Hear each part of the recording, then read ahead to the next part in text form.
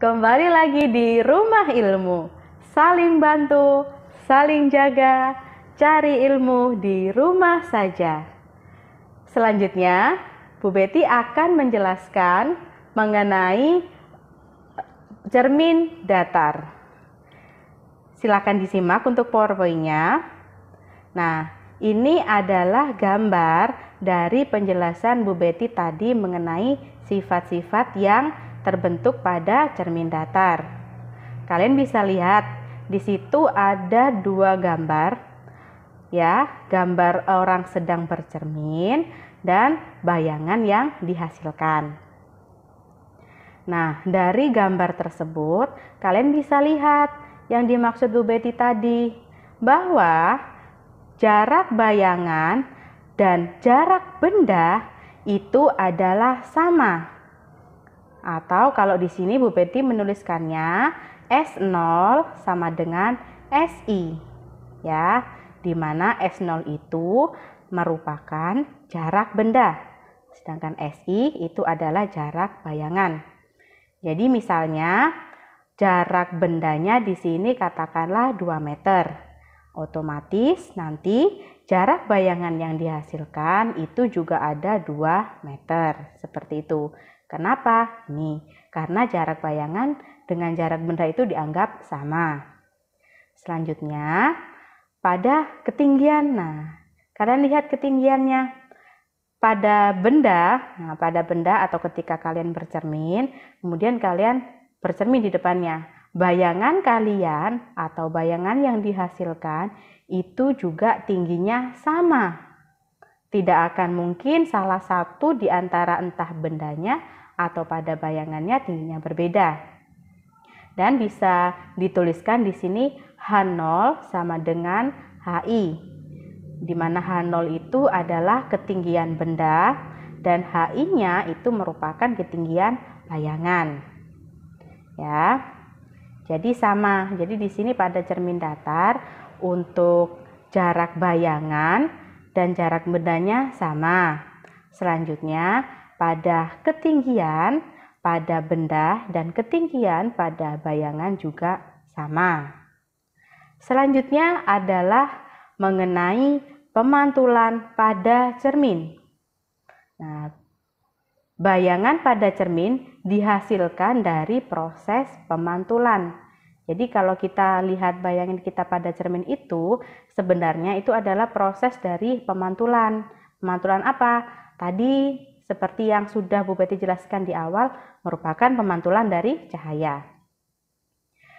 Sesuai dengan sifat gelombang yang sudah dipelajari pada materi sebelumnya, cahaya akan dipantulkan sesuai dengan sudut datang cahaya tersebut terhadap garis normal. Ya. Untuk lebih jelasnya, nanti kita akan coba praktikum menggunakan cermin. Nah, baik, pada kesempatan kali ini kita akan coba praktikum menggunakan alat peraga. Ya, seperti yang dapat kalian lihat, yang sudah ada itu ada gambar busur, ya, alat peraga busur, dan juga ada cermin datar lipat. Nah, masing-masing alat peraga ini jumlahnya masing-masing ada 1 pasang, jadi ada 2, ya. Mungkin di sekolah-sekolah kalian sudah ada semua. Nah, kita akan coba praktikumkan aplikasi atau bagaimana cara pembentukan bayangan pada cermin datar yang menggunakan 2 cermin, ya. Kita coba susun sekarang.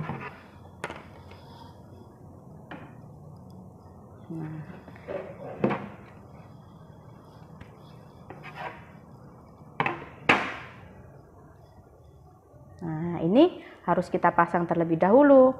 Ada 2, kita harus paskan pada busurnya.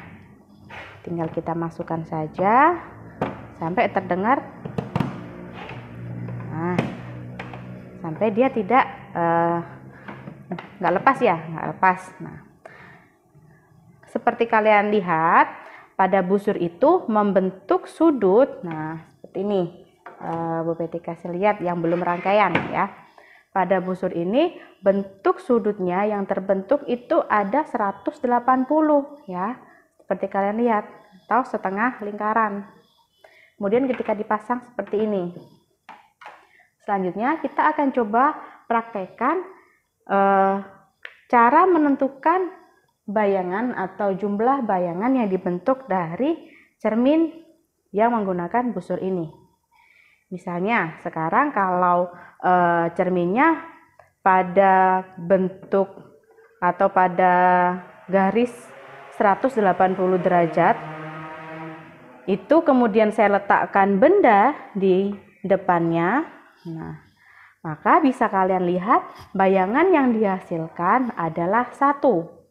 Ya, bayangan yang dihasilkan pada benda adalah 1. Nah, kelihatan ya. Kemudian ini bisa atau hanya bisa membentuk satu cermin saja. Selanjutnya, sekarang jika cerminnya Bu Betty geser, nah sehingga mendapatkan atau menghasilkan 2 cermin. Nah, Bu Betty geser menuju ke sudut 140 derajat. Nah, 140 derajat ya bisa dilihat. Nah, kita paskan dulu. Kemudian kita letakkan benda, ya kita letakkan benda tadi di tengah, sudah di tengah. Nah, kalian bisa lihat sekarang berapa bentuk bayangan yang terbentuk pada cermin tersebut. Ada berapa? Ada 1, 2, kemudian kita coba tarik lagi sekarang membentuk sudut 90 derajat. Kita letakkan benda. Nah, kita letakkan benda di situ. Bisa kalian lihat berapakah bentuk bayangan yang terbentuk dari 2 cermin datar ini? Ada 1, kemudian 2, 3. Nah, untuk yang bendanya tidak ikut dihitung ya, karena ini benda nyatanya. Yang kita hitung adalah bayangannya saja. Kemudian sekarang kalau misalkan kita geser lagi ya, kita geser lagi cerminnya jika membentuk sudut 70 derajat. Nah, kemudian kita letakkan bendanya lagi di tengah. Nah, bisa kalian lihat di situ berapakah jumlah bayangan yang terbentuk? Ada 1, 2, 3 dan juga 4. Kemudian apa yang akan terjadi atau berapakah jumlah bayangan yang terbentuk jika sudutnya semakin ibu kecilkan? Nah, berapakah jumlah bayangannya? Bisakah kalian menghitung? Nah, oke, banyak ya kan? Jadi, kalau misalkan sudutnya semakin ibu kecilkan ke sini, jumlah bayangan yang terbentuk jadi berapa ya? Nah, untuk mengetahui jawabannya, jangan kemana-mana, tetap di Rumah Ilmu. Saling bantu, saling jaga, cari ilmu di rumah saja.